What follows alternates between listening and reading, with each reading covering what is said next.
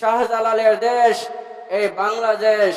শাহজালাল ইয়ামিনী রহমাতুল্লাহি আলাই ইসলামের দাওয়াত দিতে গিয়ে যত নির্যাতন, যত অত্যাচার, কষ্ট ত্যাগ করেছে, একমাত্র ইমানের শক্তির কারণে, ইমানের বলিয়ানে সে এক অটল ছিল। বলুন সুবহানাল্লাহ।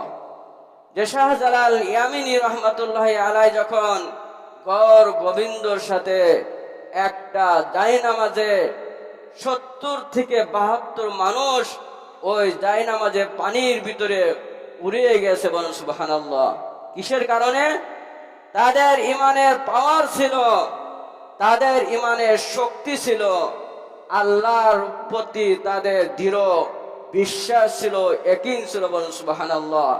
তাদের উদ্দেশ্য ছিল, হে আমার আল্লাহ, হে আমার রব, আপনার দিনকে জমিনের ভিতরে প্রতিষ্ঠিত করার জন্য, টিকে রাখার জন্য আমি বের হয়েছি, আমরা বের হয়েছি, আপনি আমাদেরকে সাহায্য করেন। বলুন সুবহানাল্লাহ।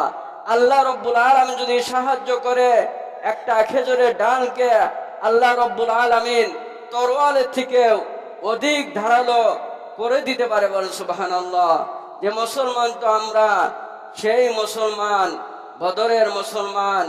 আমরা মুসলমান যদি যুদ্ধ করতে গিয়ে যদি আমরা শহীদ হয়ে যাই, তাহলে আমাদের শাহাদাতের কামনা, শাহাদাতের তামান্না, শাহাদাতের যে ফজিলত আল্লাহ রব্বুল আলামিন দিয়ে দেন। বলুন সুবহানাল্লাহ। আর আমরা মুসলমান যদি বেঁচেও থাকি, তাও আমরা জান্নাতি, মরে গেলেও জান্নাতি। বলুন সুবহানাল্লাহ। এই বাংলাদেশের দিকে, এই নিরহ মুসলমানের দেশে যারা পায়তারা আজও পর্যন্ত করিতেছে, করার জন্য ইচ্ছা পোষণ করিতেছেন, আমি সাফ সাফ ওই ভারত মোদী সরকারকে বলতে চাই যে কখনোই আপনি এই কাজ সফল হবেন না। বরঞ্চ আপনি যে গর্তে মানুষকে ফালানোর জন্য আপনি প্রস্তুতি নিতেছেন, নিজের গর্তে আপনারা নিজেরাই পড়ে থাকবেন, আপনাদের কোনো অস্তিত্ব পাওয়া যাবে না।